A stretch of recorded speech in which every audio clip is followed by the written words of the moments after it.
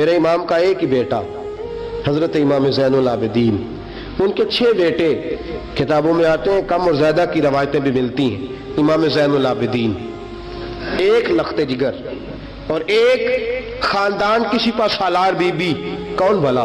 حضرت سیدہ زینب یہ جناب زینب جب پیدا ہوئی تھی نا تو حضرت علی رضی اللہ تعالیٰ عنہ فرماتے ہیں کہ حضور سفر پہ گئے ہوئے تھے، تو مجھے سیدہ فاطمہ نے کہا کہ بچی کا نام رکھو، تو میں نے کہا کہ میں نے پہلے رکھے ہیں۔ کہا حضور تو سفر پہ ہے، فرمایا آئیں گے تو نام رکھیں گے۔ جناب زینب رضی اللہ تعالیٰ، اور حضرت امام زین العابدین کی مختلف روایتوں میں مختلف عمر آئی، یہ 2 خاندان کے بڑے بچے تھے، خاندان کے یہ 2 بڑے بچے تھے۔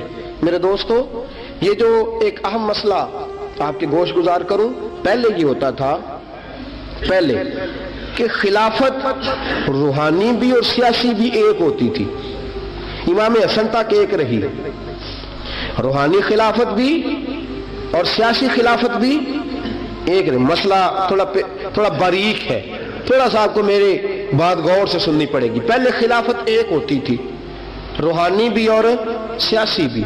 حضرت ابو بکر صدیق رضی اللہ تعالیٰ عنہ سیاسی کام بھی کرتے تھے مسجد نبی کے منبر پر بیٹھ کر، اور ساتھ ساتھ لوگوں کو روحانیت کی طرف بھی توجہ دلاتے تھے، اللہ اللہ بھی سکھاتے تھے، لوگوں کو نماز بھی پڑھاتے تھے، جمعہ بھی پڑھاتے تھے، سارا کچھ ہوتا تھا۔ جناب امام حسن تک یہ کام رہا، حضرت عمر فاروق، حضرت عثمان غنی، جناب علی مرتضیٰ اور امام حسن تک یہ سلسلہ رہا۔ پھر خلافت 2 حصوں میں بٹ گئی، ایک ہو گیا سیاسی خلیفہ جو حکومت چلائے، اور ایک ہو گیا روحانی خلیفہ جو لوگوں کو اللہ اللہ بتائے۔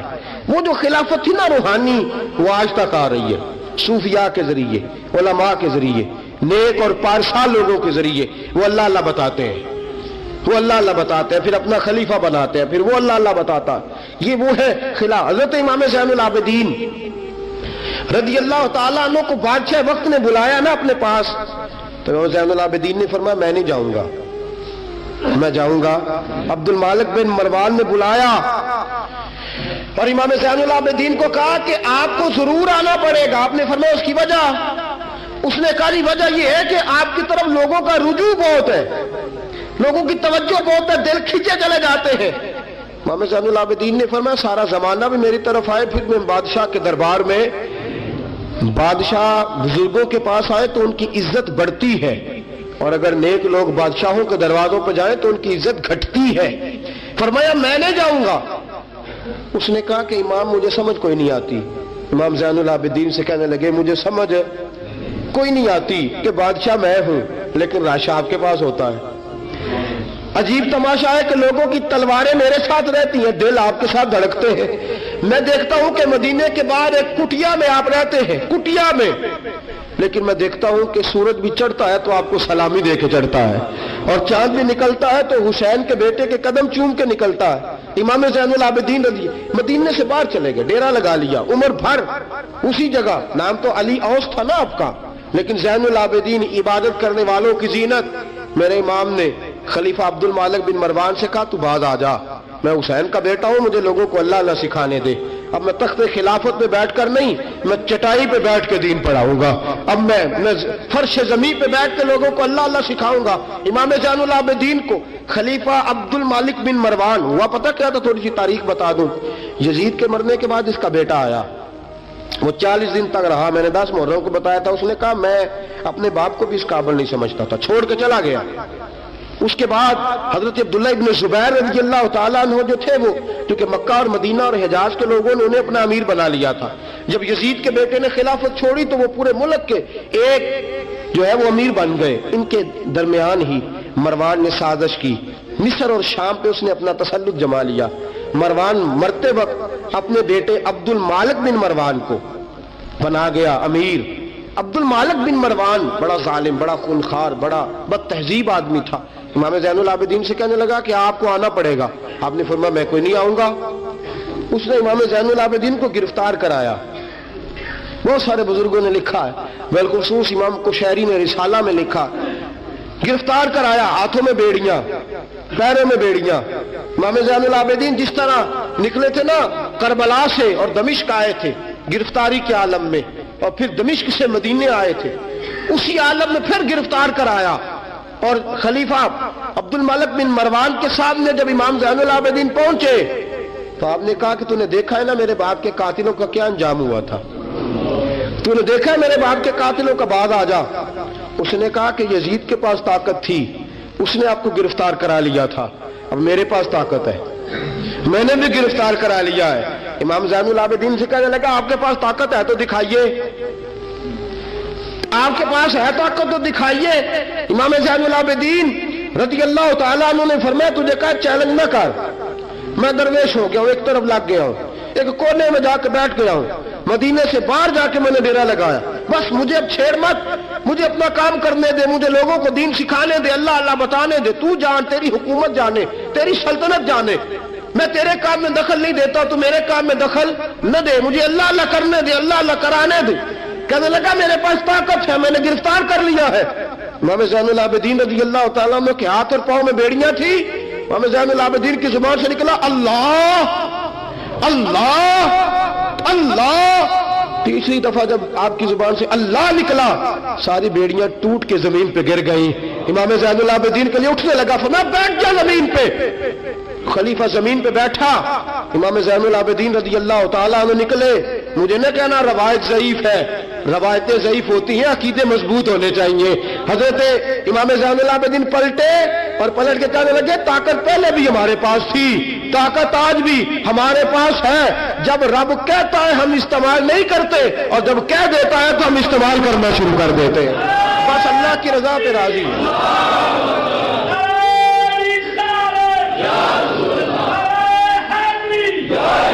जब अल्लाह कहता है तो इस्तेमाल करते हैं। इमाम ज़ैनुल आबिदीन खलीफातुल मुस्लिमीन अमीरुल मोमिनीन इमाम हसन के भतीजे जनाब अली के पास 3 साल रहे थे, वो तो कट गए सारे, लेकिन मेरे इमाम ज़ैनुल आबिदीन अगरचे हुकूमत नहीं ली लेकिन दिलों पे हुकूमत करते रहे, दिलों पे। यही खलीफा अब्दुल मलिक बिन मरवान, देखो कहते हैं जादू वो जो सिर चढ़ के बोले, और हकीकत छुप नहीं सकती बनावट के उसूलों से, और खुशबू आ नहीं सकती कभी कागज के फूलों से।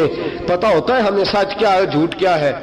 तवाफ़े काबा हो रहा है, तवाफ़े काबा, एक औरत बहुत बड़ी, उसने काबे में भी आके जुल्म करने शुरू कर दिए, लोगों को तंग करना शुरू कर दिया। एक बात याद रखना, मैं गया हूं उम्रे पे, मुझे अल्लाह ने तौफीक दी है, लोग वहां जाके भी बाज नहीं आते, धक्के मारते हैं, बड़ा कुछ करते हैं, वो अल्लाह का घर है। अगर फजल ज्यादा है तो वहां गजब भी बड़ी जल्दी हो जाता है। वो बीबी बाज नहीं हो, कहती थी मैं बहुत बड़े अमीर की बीवी हूं, खबरदार कोई करीब आया तो। हजर अस्वद के करीब गई तो हजर अस्वद ने पकड़ लिया, दबोच लिया, पकड़ लिया, छोड़ता ही कोई नहीं, चिमट गई साथ, बुलाओ लोगों को, बड़ा कुछ किया, लेकिन हजर अस्वद छोड़ता। अल्लाह आपको हज की तौफीक दे, आमीन तो कह दे, अल्लाह आपको उम्रे पे ले जाए। ये हजरे अस्वद पता बंदे वो जाके बहादुरी दिखाते हैं, मैं जी परा सटे 5-7 बंदे, मैं फिर चुमदा रहा बड़ा चेर, एक अकलमंदी की है, एक अकलमंदी वाली बात है। वहां जाके हमारे बुजुर्ग तो कहते हैं वहां जाके जानवरों का भी अदब करो। वो खुदा रसूल के मेहमान में धक्के देते रहे हो, कोई अकलमंदी है, ये कोई बहादुरी नहीं। अगर सूडान वाले करते हैं, ईरान वाले करते हैं, तो वो जाने, उनका रब जाने, उनके अमल जाने। हम तो वहां जाके जानवरों का भी अदब करेंगे, अदब करेंगे, एहतराम। नहीं मौका मिलता तो न मिले। मेरे हबीब ने फरमाया दूर से हाथ लहरा के चूम लो, हजर अस्वद कयामत वाले दिन तुम्हारे ईमान की गवाही दे देगा, तुम्हारे ईमानदार होने की गवाही देगा। बीबी चिमट गई साथ। खलीफा अब्दुल मलिक बिन मरवान से कहा कि वो बहुत बड़े रईस की बीवी, अब छुड़ाब सारी जिंदगी तख्त पे बैठ के इमाम ज़ैनुल आबिदीन की मुखालफत तू करता रहा है, अब छुड़ा। नीचे उतर आया तो बीबी के खामद को कहने लगा ज़ैनुल आबिदीन के पास चले जाओ, अगर हल है तो उसके पास है, अगर कोई इलाज है तो उसके पास है, उसके पास जाओ, मैं छुड़ा सकता। उधर जाओ, उधर वो है दरवाजा, वो है जनाब अली का पोता, वो है इमाम हुसैन का जानशीन, वो बैठा है। ज़ैनुल आबिदीन तेरा तो सारा घर करबला में कट गया था, तेरे पास तो रहने को मकान तक नहीं बचा था, खून की नदियां बह गई थी, और ये क्या मामला है?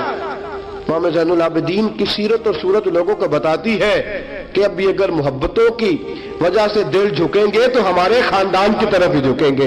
इमाम ज़ैनुल आबिदीन के पास गए, इमाम ज़ैनुल आबिदीन अपने हुजरे में बैठे, कहा जनाब एक बीबी हजर अस्वद के साथ लग गई, आप आइए।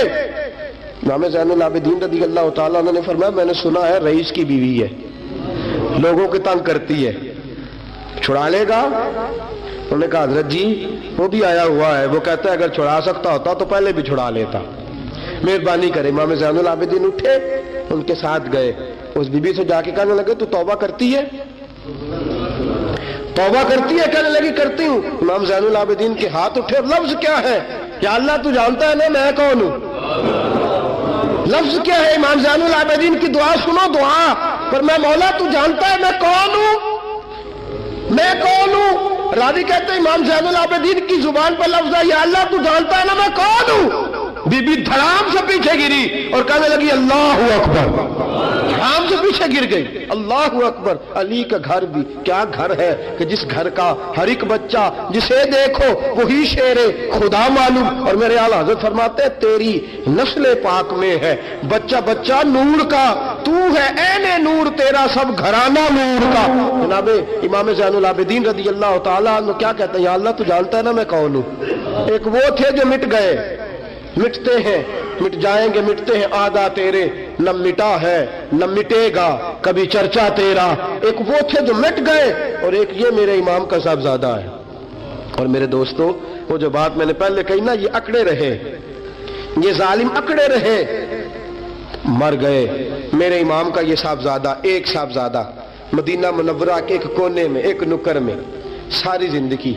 लोग कहते हैं कि इमाम ज़ैनुल आबिदीन का हाल ये था, नमाज शुरू करते इतनी लंबी नमाज पढ़ते कि भूल जाते सारा जमाना। इमाम ज़ैनुल आबिदीन नमाज पढ़ रहे हैं, घर में आग लग गई है, छोटा बच्चा आपका छोटा साहबजादा करीब सोया हुआ है। इमाम ज़ैनुल आबिदीन रज़ी अल्लाह तआला अन्हु नमाज पढ़ रहे, आग लग गई, बच्चा करीब सोया, लोग आए, शोर मच गया, आग बुझाते रहे, बच्चे को उठा के ले जाते रहे। नमाज के बाद इमाम ज़ैनुल आबिदीन ने देखा, फरमाया ये क्या है, ये खाक किस किस्म की? उन्होंने कहा हज़रत जी घर में आग लग गई थी, आपको पता ही नहीं? कहा क्यों, क्या हुआ? कहा हम सारा जमाना आग बुझा रहा था, आप नमाज पढ़ रहे थे। फरमाया तुम दुनिया की आग बुझा रहे थे, मैं नाना मुस्तफा की उम्मत पर दोज़ख की आग बुझा रहा था। तुम दुनिया की आग बुझा रहे थे, मैं हुजूर की उम्मत के लिए दोज़ख की आग बुझा रहा था। तुम दुनिया की बुझाते रहे, मैं दोज़ख की बुझाता।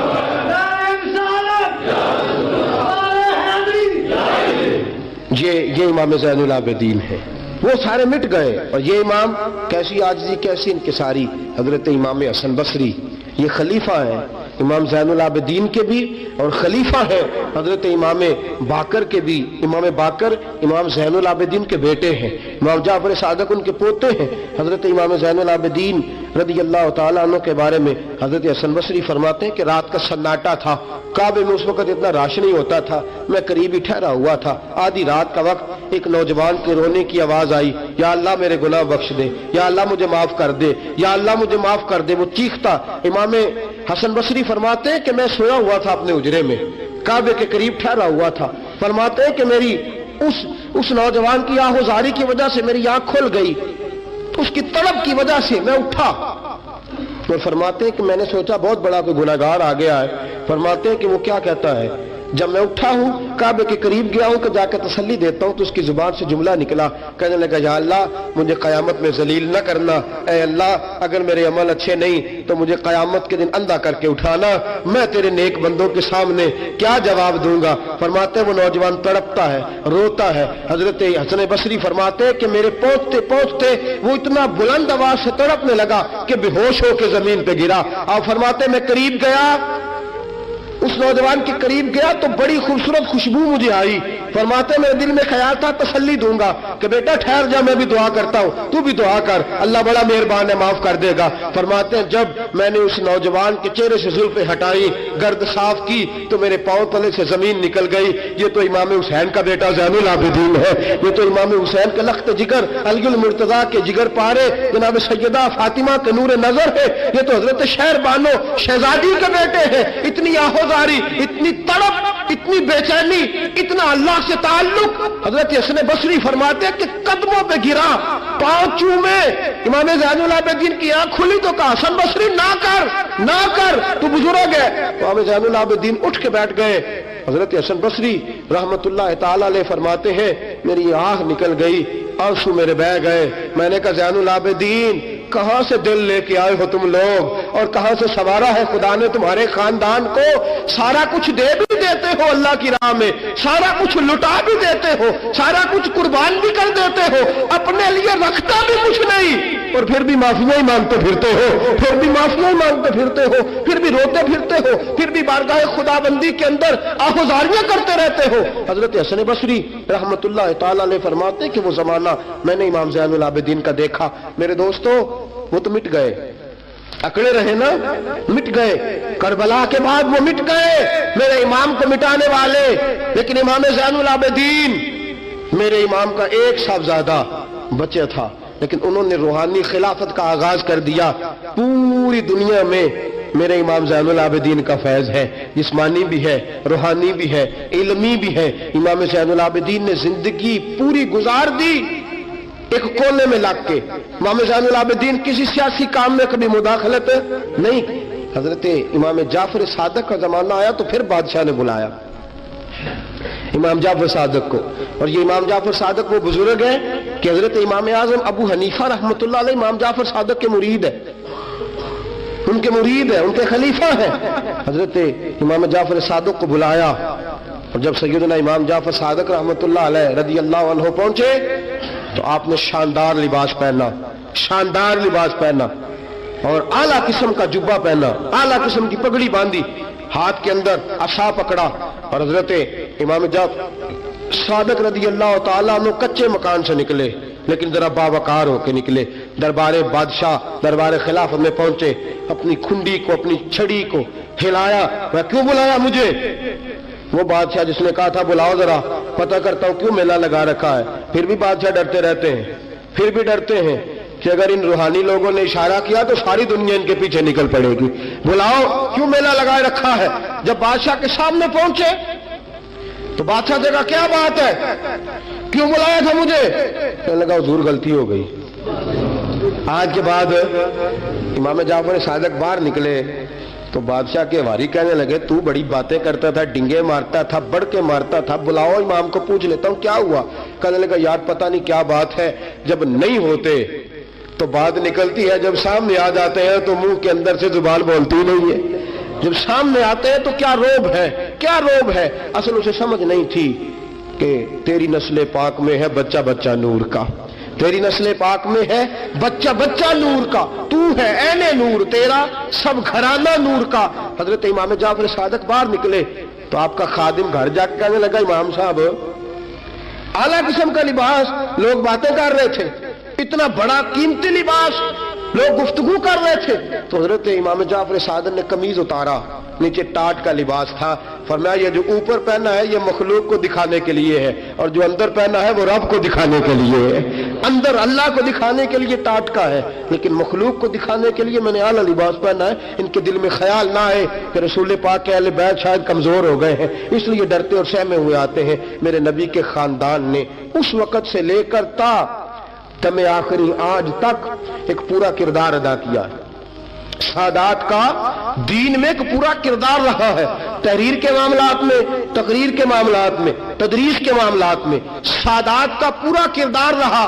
وقت گزرنے کے ساتھ ساتھ کبھی سید غوث اعظم کی شکل میں آئے، اور کبھی سید معین الدین چشتی اجمیری کی شکل میں آئے، اور کبھی سید علی حجویری داتا گنج بخش کی شکل میں آئے، اور کبھی یہ سید حضرت شاہ آل رسول ماں رہنوی کی شکل کے اندر آئے، اور کبھی یہ سید میر عبد الواحد بلگرامی کی شکل میں آئے۔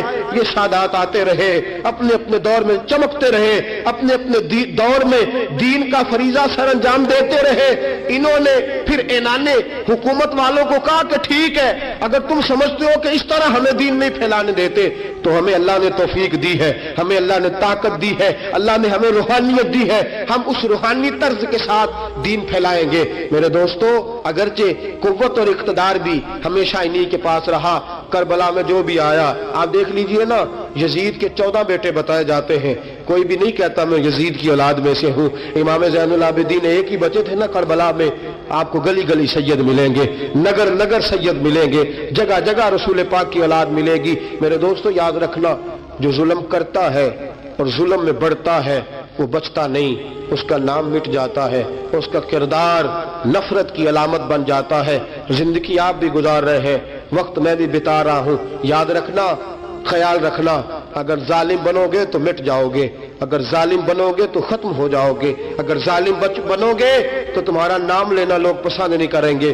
ظلم کا نشان بن کے نہ رہنا، محبت کی علامت بن کے رہنا۔ اگر کبھی مار بھی کھانی پڑی تو وقتی طور پہ کھا جانا، تھوڑی دیر کے لیے مار کھا کے دیکھنا، کبھی کبھی مار کھانے میں بھی بڑی عزت ہوا کرتی ہے، کبھی کبھی مار کھانے اور برداشت کرنے میں بھی بڑا وقار ہوتا ہے۔ کبھی یہ بھی کر کے دیکھو، اس میں بھی ایک ذائقہ ہے، اس میں بھی ایک لطف ہے۔ میرے عزیزوں، جو ظلم کرے گا نہیں رہے گا، جو ظلم کرے گا اگر کتنے بھی اس کی ہاں اولادیں ہو جائیں اس کا نام نہیں چلے گا۔ جو محبت کرے گا، جو مار کھائے گا، خواجہ معین الدین چشتی نے بڑی مار کھائی، داتا علی اجمیری نے ہندوؤں سے بڑی مار کھائی، حضرت غوث پاک جیلانی کو بڑا ستایا گیا، یہ مار تو کھاتے رہے لیکن پیغام حق پہ ڈٹے رہے۔ اسے مار کھانی آ جائے، مار کھانی، بلکہ مولا رومی فرماتا ہے جسے کٹنا آ جائے وہ بچ جاتا ہے، جسے قربان ہونا آ جائے اسے عزت مل جاتی ہے۔ جو برداشت کرنا سیکھ جاتا ہے وہ محبت کی علامت بن جاتا ہے۔ میدان کربلا نے یہ سبق دیا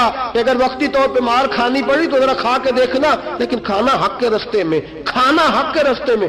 اور ایک اور بات بھی ذہن کے اندر رکھیے، ضروری نہیں کہ کسی جگہ پہ کثرت ہو جائے، زیادہ ہو جائے تو وہ حق کی علامت ہی ہو۔ ہمیشہ کثرت حق کی علامت، اتبعوا سواد العظم والا معاملہ دوسرا ہے، لیکن کثرت ہمیشہ صداقت کی علامت نہیں ہوتی۔ یزید کے ساتھ تھے تو بہت زیادہ، لیکن کبھی بھی دل کے ساتھ انہوں نے یزید کی سپورٹ نہیں کی، تھے بہت امام حسین کے ساتھ، اس وقت تو تھوڑے تھے، لیکن ذرا آج تک دیکھیے کتنے ہیں جو امام حسین سے پیار کرتے ہیں، میدان کربلا سے لے کر آج تک۔ اور پھر کسی نے کہا تھا نا انسان کو بیدار تو ہو لینے دو، ہر شخص پکارے گا ہمارے ہیں حسین۔ پھر دیکھنا صبح قیامت تک کتنے ہیں۔ حق کے نام پہ ڈٹ جاؤ، اگر تم ایک بھی ہوئے، دو بھی ہوئے، 10 اور 12 14 بھی ہوئے، رہنا حق پہ قائم رہنا۔ مار کھا کے دیکھنا، اس میں بھی بڑی لذت ہے۔ ظلم سے بچنا، ظلم بہت بڑا عیب ہے، ظلم بہت بڑی بیماری ہے، لگ جائے گی تو نام و نشان مٹا دے گی، ختم کر دے گی صفحہ ہستی سے ظالم کو۔ اللہ میں ہر قسم کے ظلم سے بچائے، ہمیشہ مدحت خیر الانام میں گزرے، دعا ہے یہ عمر درود و سلام میں گزرے، وآخر دعوانا ان الحمدللہ۔ اور اگر آپ نے ابھی تک ہمارا چینل سبسکرائب نہیں کیا تو فوراً سبسکرائب کیجئے، ساتھ ہی بیل آئیکن پر کلک کریں تاکہ مزید آنے والی ویڈیو ہیں وہ آپ کو وقت پر ملتی رہیں۔ اللہ حافظ۔